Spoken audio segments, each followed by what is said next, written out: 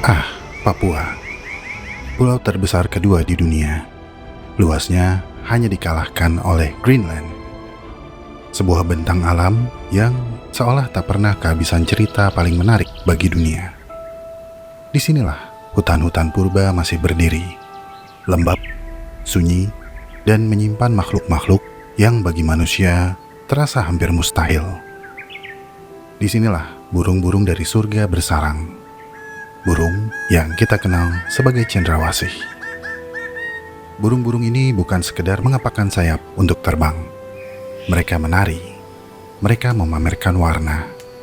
Mereka mendekorasi tubuhnya sendiri, seolah alam memberinya panggung dan lampu sorot. Kita sedang berada di rumah mereka, di tempat di mana seleksi seksual menghasilkan salah satu pertunjukan paling mencolok dalam dunia hewan. Kita berada di tanah Bird of Paradise. Kita kembali ke Papua.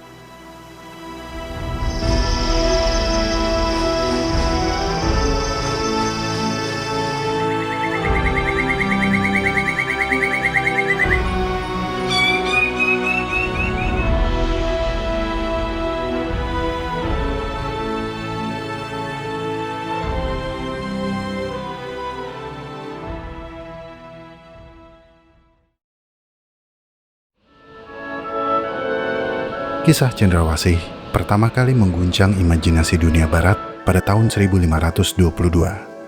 Saat itu, satu-satunya kapal yang selamat dari ekspedisi Magellan akhirnya kembali ke Eropa, membawa serta 5 kulit burung cendrawasih dari Maluku. Kulit-kulit itu ringan, penuh bulu indah, dan tampak tidak biasa, membuat Eropa terpukau. Para pelaut Portugis kemudian membawa lebih banyak kulit burung ini, yang sengaja diawetkan tanpa kaki agar bulunya tampak semakin dramatis. Dari sanalah lahir sebuah mitos bahwa burung ini tidak pernah hinggap, tidak pernah menyentuh tanah, dan hidup dalam penerbangan abadi di langit.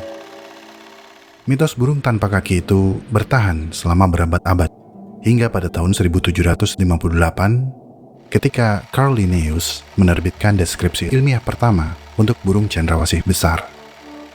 Namun, sang bapak taksonomi modern pun sepertinya masih terpengaruh legenda yang menyertainya, sehingga beliau menamai spesies tersebut Paradisea apoda, burung surga tanpa kaki.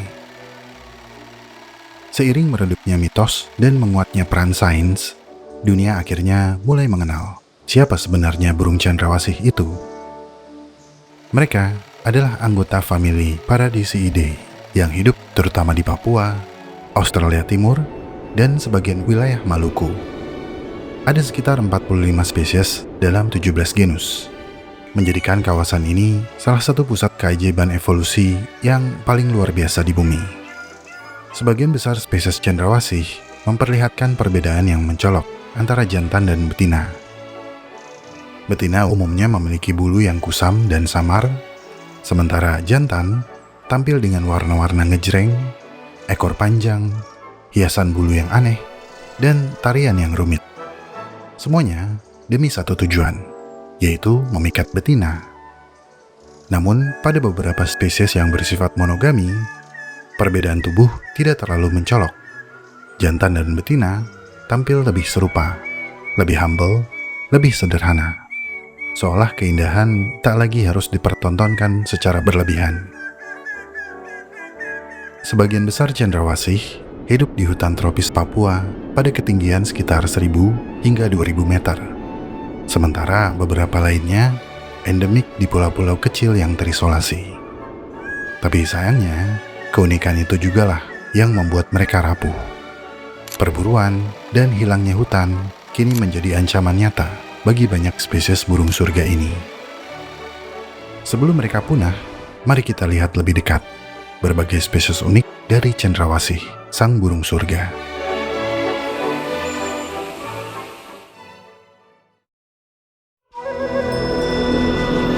Mari kita mulai dengan spesies yang paling dikenal dari cendrawasih. Ketika orang-orang nan jauh di sana punya mitologi bernama Phoenix, burung api yang digambarkan memiliki bulu yang sangat indah berwarna merah dan keemasan. Tanpa harus berimajinasi, kita benar-benar memilikinya.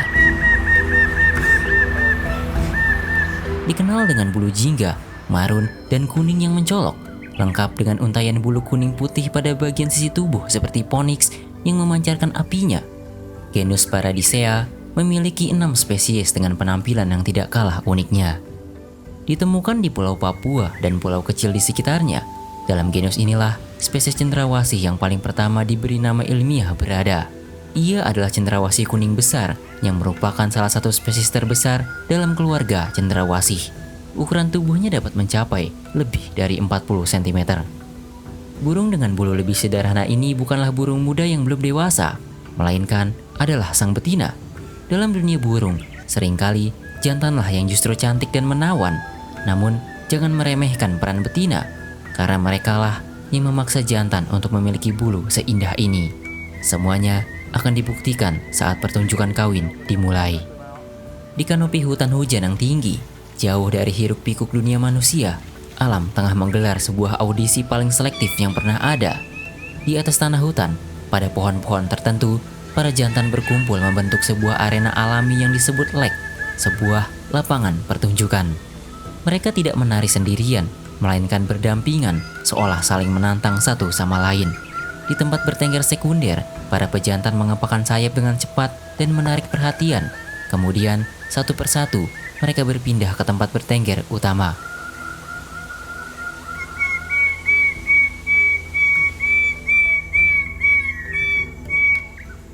Bagi cendrawasih, mendapatkan betina bukanlah hal mudah, namun itu cukup sepadan. Karena mayoritas cendrawasih bersifat poligini. Setelah kawin, jantan tidak akan bertanggung jawab dengan anak-anaknya. Betinalah yang akan membuat sarang dan mengurus anaknya sendirian.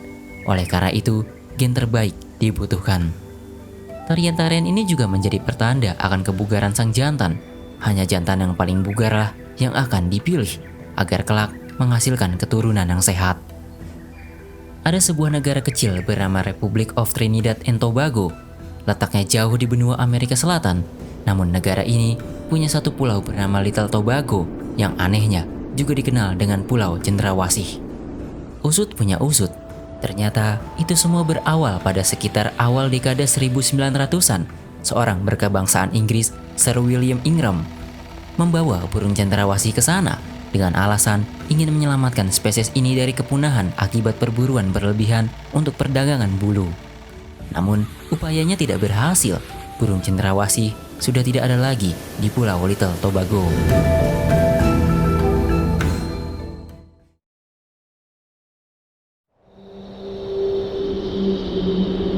Di hutan pegunungan tinggi Papua, khususnya di wilayah yang hampir sepanjang hari tertutup kabut, hidup sekelompok burung cendrawasih dengan bulu ekor menjuntai yang sangat panjang. Burung ini menghuni zona hutan montana yang relatif aman dari predator darat, sehingga sering disebut sebagai spesies penghuni ketinggian. Ciri paling menonjol dari genus Astrapia, terutama pada spesies Astrapia mayeri atau ribbon-tailed Astrapia, adalah struktur ekornya yang sangat panjang. Ini adalah salah satu spesies burung di dunia yang memiliki perbandingan panjang bulu ekor terhadap ukuran tubuh se-ekstrim ini. Pejantan dewasa memiliki 2 helai bulu ekor berwarna putih yang dapat tumbuh hingga sekitar 1 meter atau setara dengan 3 kali lipat panjang tubuhnya. Dari sudut pandang evolusi, keberadaan ekor panjang ini merupakan karakteristik yang tampak tidak menguntungkan. Ekor tersebut menambah beban aerodinamis dan menyulitkan pejantan saat terbang. Gerakan mereka menjadi kurang efisien, serta meningkatkan resiko tersangkut pada cabang-cabang rapat di hutan lumut tempat mereka hidup. Namun, meskipun membawa kerugian secara fisik, ekor ini memiliki peran penting dalam reproduksi. Bulu tubuh Astrapia umumnya berwarna hitam pekat dengan tekstur seperti beludru. Pada kondisi pencahayaan tertentu, terutama saat terkena sinar matahari yang menembus tajuk hutan, bagian kepala dan dada dapat memantulkan warna irisiden seperti hijau metalik, biru, atau ungu. Warna-warna ini menciptakan kontras yang jelas dengan bulu ekor putih yang panjang. Ritual kawin Astrapia berlangsung di kanopi hutan, bukan di permukaan tanah. Pejantan melakukan pertunjukan di dahan-dahan tinggi dan terbuka, baik secara individu maupun dalam kelompok kecil dalam sistem lek. Ketika seekor betina mendekat, pejantan akan memulai rangkaian panggilan vokal yang tajam dan berirama, diikuti dengan pertunjukan visual. Inti dari ritual ini adalah demonstrasi ekor pita tersebut. Pejantan berpindah dari satu dahan ke dahan lain dengan gerakan yang terkontrol untuk menghasilkan ayunan dan lengkungan ekor yang mencolok. Pada momen tertentu, pejantan akan berhenti menegakkan tubuh dan membiarkan ekornya menggantung ke bawah atau melengkung ke atas melewati kepala. Posisi ini membuat ekor tampak membingkai tubuhnya secara visual. Bagi betina, kemampuan pejantan untuk tetap aktif, lincah, dan bertahan hidup meskipun membawa struktur ekor yang tidak efisien secara fisik menjadi indikator kualitas genetik. Dalam konteks seleksi seksual, ekor panjang ini berfungsi sebagai sinyal biologis yang menunjukkan bahwa pejantan memiliki daya tahan dan kondisi genetik yang unggul.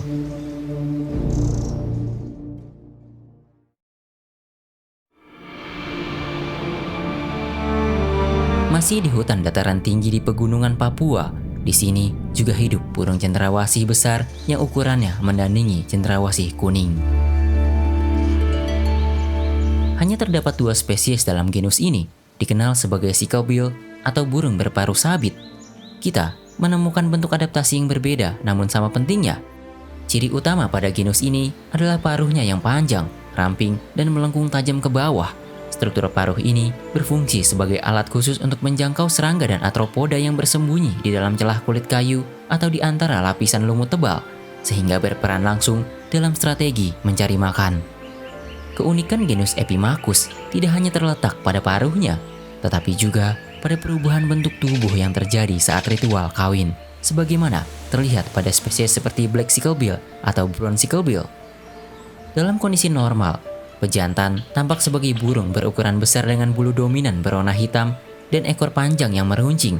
Permukaan bulu terlihat gelap, tetapi memantulkan kilau metalik berwarna ungu dan hijau pada bagian kepala dan punggung.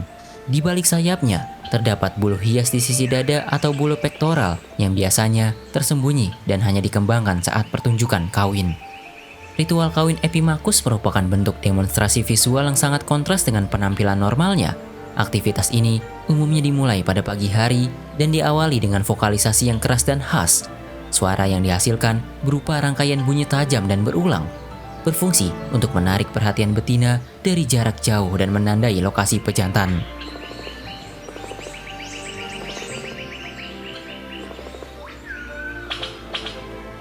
Ketika betina yang berwarna coklat gelap mendekat dan hinggap di dahan mati atau batang pohon tinggi yang digunakan sebagai arena pertunjukan, pejantan memulai fase utama ritual.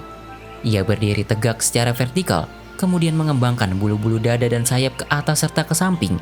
Perubahan ini menyebabkan siluet tubuhnya tampak jauh lebih besar dan berbeda dari bentuk burung pada umumnya. Bulu hias di sisi tubuh membentuk struktur melingkar yang menutupi sebagian besar tubuh, sementara paruh melengkung tetap terlihat menonjol. Dalam posisi tersebut, pejantan melakukan gerakan berayun. Gerakan ini berfungsi untuk menonjolkan kilau irisiden pada bulu-bulu hitamnya dengan memanfaatkan cahaya yang terbatas di bawah kanopi hutan. Jika betina menunjukkan ketertarikan, ia akan mendekat dan menyentuh bagian dada pejantan sebagai sinyal penerimaan sebelum terjadi kopulasi.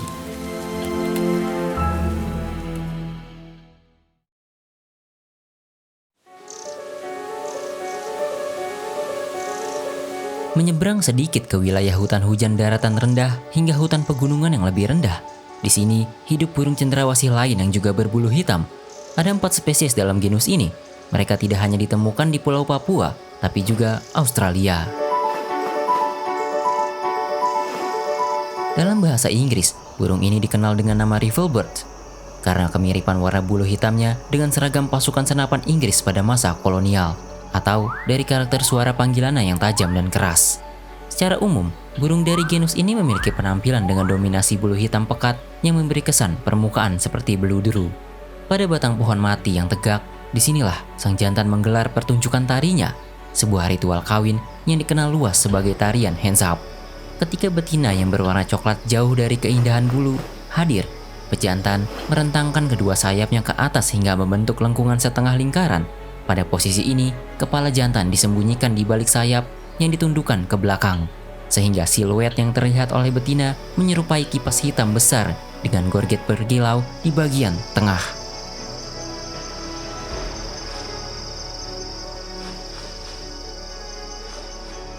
Pertunjukan ini bersifat sangat dinamis dan melibatkan gerakan berulang yang terkoordinasi. Pejantan menggerakkan kepala dan leher ke kiri dan ke kanan secara bergantian sambil mempertahankan posisi sayap yang terbuka. Pejantan juga menghasilkan bunyi desisan rendah yang berasal dari gesekan bulu sayap saat digerakkan dengan kuat.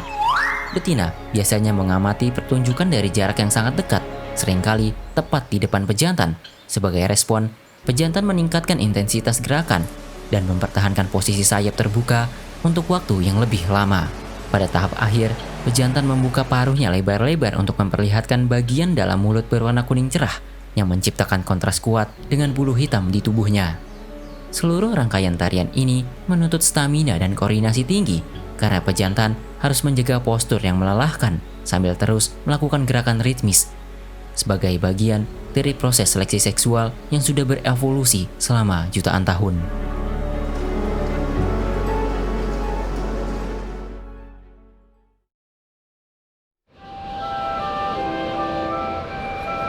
Kembali ke wilayah pegunungan, namun kini kita turun sedikit dari kanopi dan dahan. Ini adalah area pertunjukan dari burung cendrawasih ahli ilusi optik.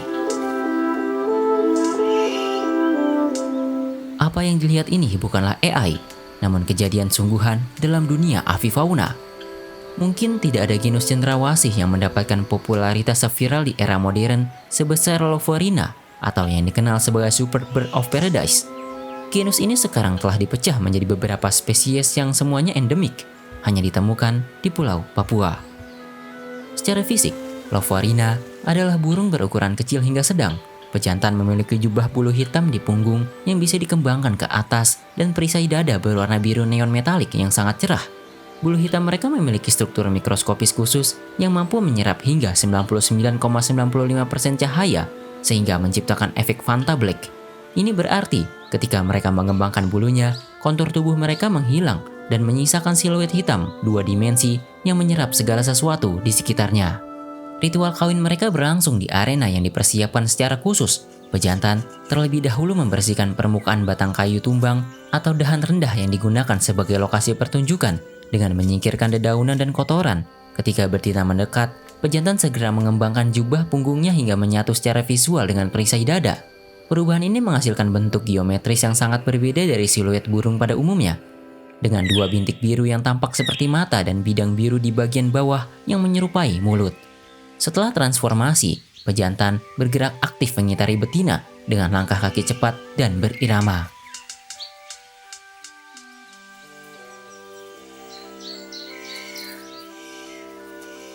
Setelah pertunjukan, pejantan menjaga agar bidang visual yang terbentuk selalu menghadap langsung ke arah betina.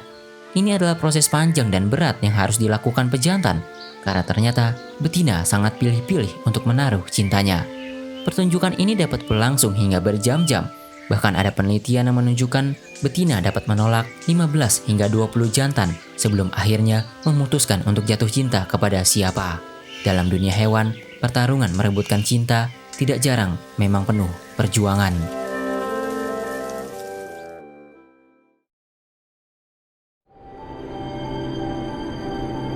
Masih di wilayah pegunungan di ketinggian lebih dari 1000 meter, kali ini kita akan menemui burung cendrawasih yang mungkin tidak semencolok tampilan saudara-saudaranya. Mereka juga dikenal dengan julukan sicklebill atau paruh sabit, mirip dengan genus Epimachus, yang merupakan adaptasi untuk mengambil serangga dari celah-celah kayu dan permukaan batang pohon. Namun, taksonomi menunjukkan hal yang mengejutkan karena mereka justru lebih dekat kekerabatannya dengan genus Seleucidis dan Semioptera dari Halmahera daripada sesama paruh sabit dari genus Epimachus yang sebelumnya kita bahas. Dalam kondisi normal, mereka memiliki penampilan yang relatif tidak mencolok dengan dimorfi seksual yang tidak terlalu ekstrim. Bulu tubuh bagian atas umumnya berwarna coklat atau abu-abu, menyerupai warna batang pohon di habitatnya. Warna ini menjadi sebuah kamuflase yang penting untuk bertahan hidup. Namun, keindahan tersembunyi mereka terletak pada ornamen yang bisa ditarik keluar secara tiba-tiba. Mereka memiliki bulu-bulu hias di sisi tubuh, jumbai di sekitar paruh, dan kulit botak berwarna cerah di sekitar mata atau wajah yang bisa berubah intensitas warnanya. Ritual kawin cendrawasih jenis ini relatif jarang terdokumentasi, namun sangat spektakuler ketika berhasil disaksikan. Pejantan biasanya memilih batang atau tiang vertikal yang ramping di lapisan tengah hutan sebagai lokasi pertunjukan. Tahap awal ritual diawali dengan panggilan vokal yang khas. Ketika betina mendekat, pejantan mulai menampilkan perubahan postur dan bentuk tubuh. Ia memutar tubuhnya dan mengembangkan bulu-bulu sayap serta sisi tubuh ke arah luar dan ke atas. Gerakan ini menghasilkan tampilan menyerupai kipas atau struktur melengkung yang mengelilingi bagian kepala. Pada saat yang sama, ornamen yang sebelumnya tersembunyi menjadi terlihat, termasuk bulu-bulu dada dan sisi tubuh yang menampilkan warna metalik atau nuansa ungu.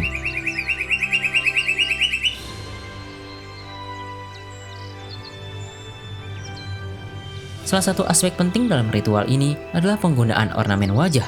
Pada spesies burung sabit paruh hitam, Drepanornis albertisi, terdapat struktur kecil seperti tonjolan atau area kulit tanpa bulu berwarna biru atau ungu di sekitar mata. Pejantan mempertahankan posisi tubuh yang mengembang tersebut sambil melakukan gerakan singkat atau ayunan perlahan untuk menonjolkan kilau bulu dari berbagai sudut pandang. Meskipun tampak tidak semencolok kerabatnya, mereka tetap menampilkan ritual unik yang khas dari keluarga burung-burung dari surga ini.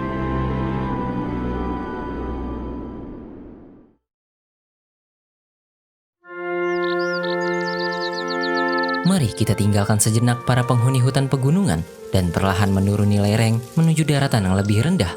Di bawah sana, di hutan rawa yang tergenang air dan dipenuhi rimbun sagu, hidup spesies yang entah harus dibilang aneh atau unik. Inilah sang cendrawasih mati kawat, satu-satunya wakil dari genusnya, sekaligus satu dari sedikit cendrawasih yang memilih rawa sebagai rumah. Di dunia cendrawasih yang identik dengan hutan pegunungan dan kanopi tinggi, cendrawasih mati kawat justru setia pada hutan banjir daratan rendah. Lingkungannya lembab dan berlumpur. Dari lanskap inilah keunikan spesies ini mulai terungkap. Ciri fisik yang paling mendefinisikan mereka adalah warna kuning lemon yang menyala terang di bagian perut dan sisi tubuhnya.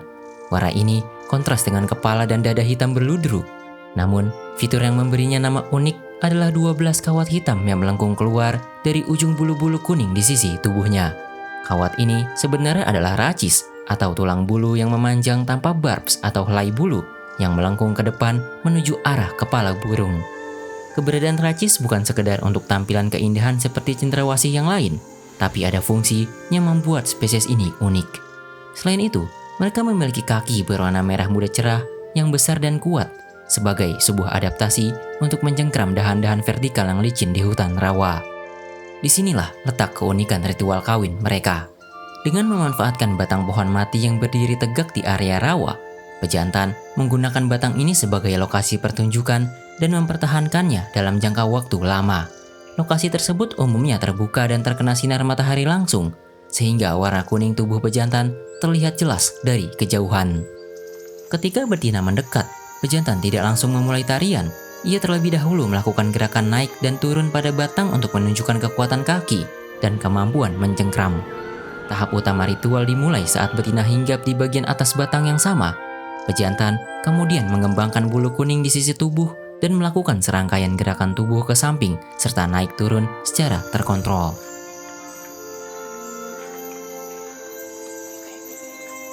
Selama gerakan ini, struktur racis seperti kawat hitam ini adalah kuncinya. Sebagai alat untuk merayu betina, digunakan untuk menyentuh bagian bawah tubuh, wajah, atau tenggorokan betina, di mana kontak fisik semacam ini sangat langka di dunia burung karena biasanya burung menghindari kontak langsung sebelum kopulasi. Namun, pada cendrawasih mati kawat, sentuhan tersebut merupakan komponen penting dalam proses kawin mereka.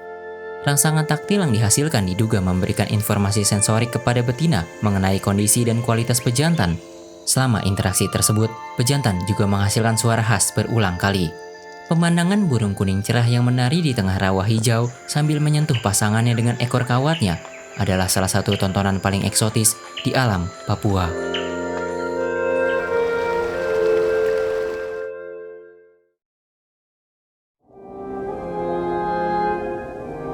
Lantai hutan, bagi sebagian makhluk hidup, hanyalah tempat sisa-sisa kehidupan yang gugur dan terurai.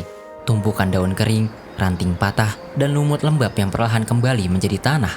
Namun, bagi sekelompok cendrawasih, lantai hutan justru menjelma sebagai panggung, sebuah arena balet. Para penari ini berasal dari genus Parotia. Terdapat 6 spesies pada genus ini yang dikenal sebagai Six Plum Birds of Paradise. Mereka bukan sekedar indah, tetapi juga dikenal karena kecerdasan dan obsesinya terhadap kebersihan. Ciri paling mencolok dari pejantan Parotia terletak di bagian belakang kepalanya. 6 helai bulu seperti kawat panjang, masing-masing 3 di sisi kiri dan kanan, menjulang anggun dengan ujung berbentuk spatula kecil berwarna hitam legam. Matanya berwarna biru, sementara itu bulu-bulu tubuhnya dapat dikembangkan sedemikian rupa hingga membentuk struktur menyerupai rok, menunggu saat yang tepat untuk diperagakan. Ritual kawin Parotia seperti pada spesies Parotia sevillata dan Parotia lawesi melibatkan serangkaian perilaku yang sangat unik. Sebelum memulai tarian, pejantan akan membersihkan area tanah seluas sekitar 1 hingga 2 meter persegi. Daun kering, ranting, dan lumut disingkirkan hingga permukaan tanah menjadi bersih dan terata. Area ini berfungsi sebagai tempat pertunjukan, memungkinkan tampilan visual tubuh pejantan terlihat jelas tanpa gangguan selama tarian berlangsung. Ketika panggung telah siap dan betina hadir, biasanya bertengger di dahan rendah di atas area tersebut, pejantan memulai atraksi. Ia berdiri tegak, kemudian merunduk sambil mengembangkan bulu-bulu di sisi tubuhnya, ke samping dan ke depan. Posisi ini membentuk struktur melingkar berwarna gelap yang menutupi bentuk tubuh aslinya, sehingga siluet burung ini berubah secara signifikan. Seketika, burung ini berubah seperti penari balet dengan dress hitam.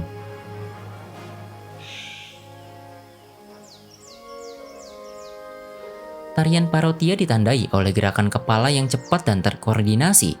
Pejantan menggerakkan dan memiringkan kepalanya ke berbagai arah, menyebabkan 6 bulu kawat di kepalanya berayun secara aktif. Gerakan ini membuat spatula di ujung bulu kawat bergerak mencolok, yang berfungsi menarik perhatian betina.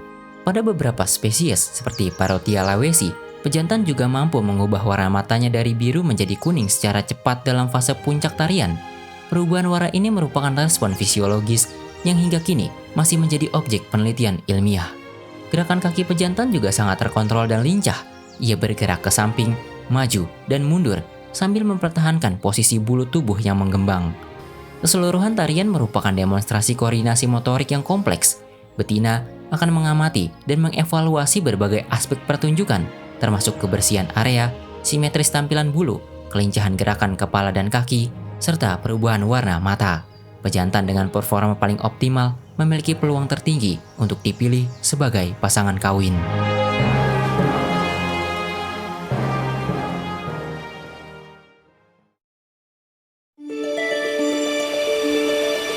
Terakhir, namun mungkin yang paling aneh secara morfologi, endemik penghuni pegunungan Papua. Genus Pteridophora atau cendrawasih panji merupakan salah satu kelompok burung cendrawasih dengan ciri morfologi paling tidak biasa. Genus ini hanya diwakili oleh satu spesies, yaitu Pteridomophora alberti, yang dikenal sebagai King of Saxony Bird of Paradise. Burung ini berukuran relatif kecil, kurang lebih seukuran burung kutilang, dengan pola warna tubuh kuning dan hitam yang tergolong umum.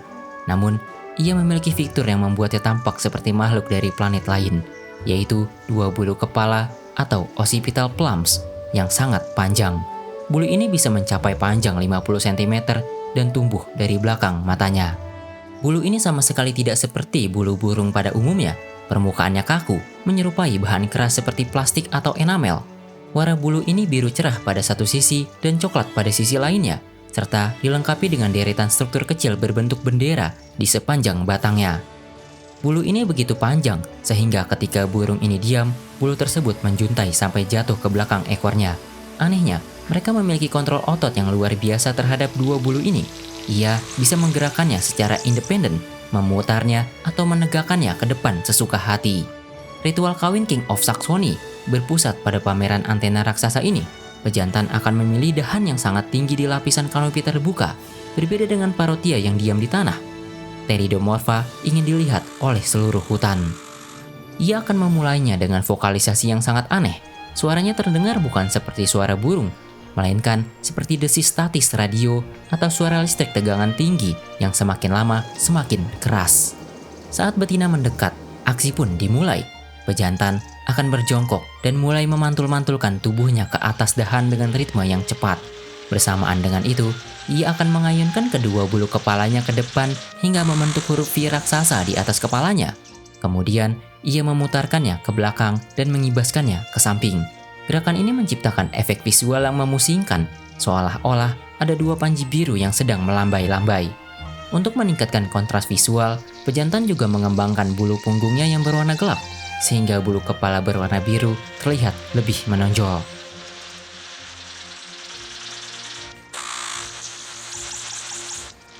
Betina akan mendekat untuk mengamati secara langsung dua bulu kepala tersebut, dan dalam beberapa kasus terlihat menyentuh atau mematuknya. Pada spesies ini, keberhasilan reproduksi tidak ditentukan oleh ukuran tubuh, melainkan oleh kemampuan pejantan menampilkan ciri morfologi ekstrim, serta mengontrol dan mengkoordinasikan gerakan atribut tersebut secara efektif.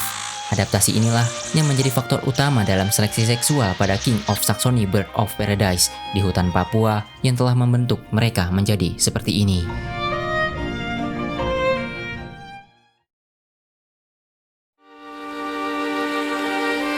Dalam dunia biologi, kadang evolusi berjalan dengan cara yang unik.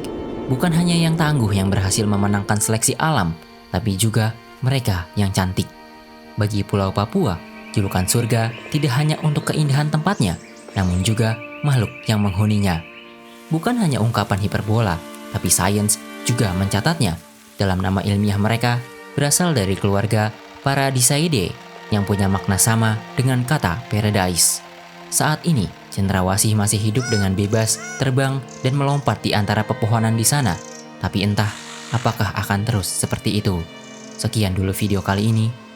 Terima kasih.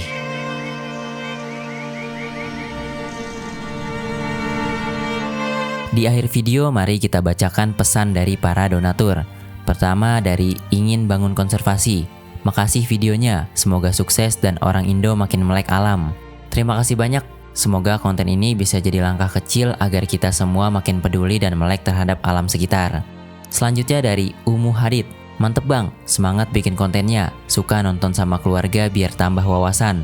Wah, terima kasih banyak. Senang sekali kalau bisa ditonton bareng keluarga. Semoga benar-benar bermanfaat dan menambah wawasan ya. Selanjutnya dari Mama Ciodava. Semangat kakak. Terima kasih banyak ya kak. Dukungan seperti ini yang bikin semangat terus berkarya. Selanjutnya dari Elf Dasalmo Kani Mayorol. Bro, cook, serve, eat, and left no crumbs. Haha, terima kasih bro. Appreciate banget energinya. Semoga kontennya memang matang dan bermanfaat. Kemudian dari Anes MJT. Keep up the good work. Pertahankan edukasi yang objektif dan berimbang ya. Terima kasih banyak, siap. Semoga kedepannya tetap bisa konsisten menyajikan edukasi yang objektif, berimbang, dan berbasis data. Terakhir, dari Herman Tino Atej. Mantap admin paling ganteng. Semoga di masa depan bisa jadi Menteri Kehutanan. Kalau yang ini perlu diaminin gak ya?